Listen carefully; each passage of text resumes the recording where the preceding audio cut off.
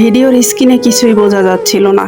Drawing room ফাঁকা, জানালার পর্দা হালকা দুলছে, ঘড়ির কাঁটা এগোচ্ছে ধীরে ধীরে। তারপর ক্যামেরার একদম ডান পাশে থাকা বুক সেলফটার পিছনে অদ্ভুত একটা নড়াচড়া দেখা গেল। আমার বুক ধড়াস করে উঠল। পরের কয়েক সেকেন্ড যা দেখলাম সেটা কোনো দুঃস্বপ্নের চেয়েও ভয়ঙ্কর। বুক সেলফের পেছনে কাঠের প্যানেলটা আস্তে আস্তে ভিতরের দিকে সরে গেল। একটা গোপন দরজা, আর সে অন্ধকার ঘর থেকে ধীরে ধীরে বেরিয়ে এলো একজন মানুষ। আমার নিঃশ্বাস বন্ধ হয়ে এলো। এ তো আরিফ, আমার স্বামী। একদম আরিফের মতো দেখতে, একই চেহারা, একই হাঁটার ভঙ্গি। লোকটা খুব সাবধানে চারপাশে তাকালো, তারপর সোজা রান্নাঘরে গিয়ে ফ্রিজ খুললো। আমার হাত কাঁপছিল, তাই আমি ভিডিওটা থামিয়ে দিলাম। আসলেই কি এটা আরিফ? অসম্ভব, আরিফ তো মালয়েশিয়ায়। হাত কাঁপতে কাঁপতে আমি আবার ভিডিওটা প্লে করলাম। লোকটা ফ্রিজ থেকে পানি খেলো, তারপর সাবিলের খেলনাগুলো গোছাতে লাগলো। হঠাৎ বাহিরে একটা শব্দ হলো। মুহূর্তে ভয়ে লোকটার মুখ ফ্যাকাশে হয়ে গেল। সে দৌড়ে গিয়ে জানালা চেক করলো। এটা দেখে আমি আর বসে থাকতে পারলাম না। বুক সেলফটা সরাতে গিয়ে বুঝলাম এটা দেয়ালের সাথে আটকানো না, পেছনে পাতলা কাঠের পার্টিশন। আমি শরীরের সমস্ত শক্তি দিয়ে ঠেলতেই সেটা সরে গেল, আর ভেতরে দেখা গেল সরু একটা পথ। আমার পুরো শরীর কাঁপছিল। মোবাইলের ফ্ল্যাশ জ্বালিয়ে ভিতরে ঢুকলাম। সেখানে অন্ধকার ছোট্ট একটা রুম, আর রুমের মেঝেতে বসে আছে আরিফ। আমাকে দেখেই ওর চোখ বড় হয়ে গেল। আমি বললাম, তুমি? আরিফের চোখ ভিজে গেল। 4 মাস পরে নিজের স্বামীকে সামনে পেয়েও আমি এগিয়ে যেতে পারলাম না, কারণ ওর চোখে আমি এমন ভয় দেখলাম যে ভয় মানুষ মৃত্যুর আগে পায়। আরিফ চাপা গলায় বলল, আমি জানতাম তুমি একদিন জেনে যাবে। আমি তখন ঠান্ডা গলায় বললাম, তুমি এখানে? তাহলে মালয়েশিয়ায় কে আছে? আরিফ মাথা নিচু করে বলল, আমার বন্ধু নাইম। দেখতে অনেকটাই আমার মতো, আর ভিডিও কলগুলো আগে থেকেই রেকর্ড করা ছিল। আমার মাথা ঝিমঝিম করতে লাগলো। আরিফ 2 হাতে মুখ ঢেকে বসে রইল। অনেকক্ষণ পরে ভাঙা গলায় বলল, আমি একটা ভয়ঙ্কর জিনিস জেনে ফেলেছিলাম। আমি স্তব্ধ হয়ে ওর কথাগুলি শুনছিলাম। আরিফ একটা বড় কনস্ট্রাকশন কোম্পানিতে চাকরি করত। কয়েক মাস আগে কোম্পানির কিছু অবৈধ হিসাব আর দুর্ঘটনায় মানুষ মারা যাওয়ার কিছু প্রমাণ ওর হাতে আসলো। ও এটার প্রতিবাদ করেছিল।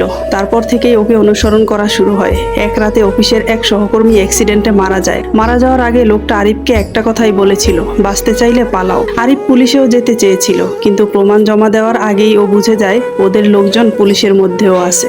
আর তখনই ও বিদেশ যাওয়ার এই নাটক সাজালো। সবাই যেন ভাবে ও দেশেই নাই, কারণ ও নিশ্চিত ছিল যদি কেউ জানতে পারে ও দেশে আছে, তবে শুধু ও একা না, আমি আর সাবিলও মারা যাব।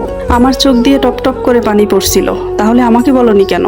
আরিফ তাকালো, ওর চোখ দুটো লাল। তুমি যত কম জানতে ততই নিরাপদ থাকতে। আমি ভেঙে পড়লাম। 4 মাস ধরে একই ছাদের নিচে আমার স্বামী লুকিয়েছিল, আর আমি কিছুই জানতে পারলাম না। হঠাৎ নিচতলা থেকে দরজা খোলার শব্দ এলো। আরিফের মুখ মুহূর্তেই ফ্যাকাশে হয়ে গেল। ও ফিসফিস করে বলল, ওরা এসে গেছে। আমার বুক কেঁপে উঠল। পরের কয়েক সেকেন্ডে নিচে ভারী পায়ের শব্দ শোনা গেল। কেউ বাসার ভিতরে ঢুকেছে। একজন না, একাধিক।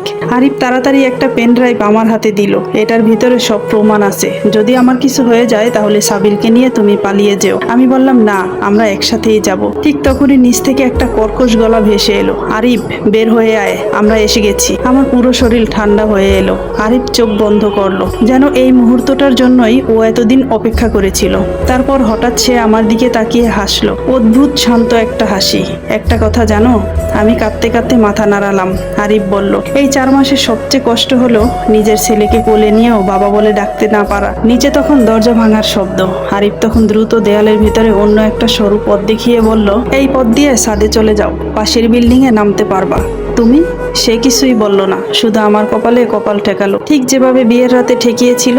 তারপর ফিসফিস করে বলল, সাবিলকে বলবা বাবা আর ভয় পায় না। আমার গলা দিয়ে কোনো শব্দ বের হলো না। আমি এখানে আসার সময় বুক সেলফটা সরিয়ে আসার কারণে দরজাটা ওপেনেই ছিল। বাইরে দরজা ভাঙার শব্দ শুনে কাজের খালা ভয় পেয়ে সাবিলকে কোলে নিয়ে আমার পিছনে এসে দাঁড়িয়েছে। আমি দ্রুত সাবিলকে কোলে নিয়ে ওই সরু পথ ধরে সামনের দিকে এগিয়ে গেলাম। পিছনে তখন চিৎকার, ধাক্কাধাক্কির শব্দ, দৌড়াদৌড়ি, আর তারপর একটা গুলির শব্দ। পুরো পৃথিবী যেন থেমে গেল। আমি কান্না চেপে মুখ বন্ধ করলাম।